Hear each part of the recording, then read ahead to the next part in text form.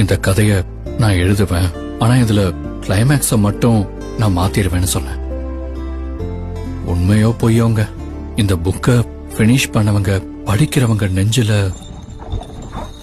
கண்டிப்பா நம்பிக்கையை கொடுக்கலன்னா அப்புறம் நம்ம கையில எழுத்தெல்லாம் இருந்து எதுக்குங்க?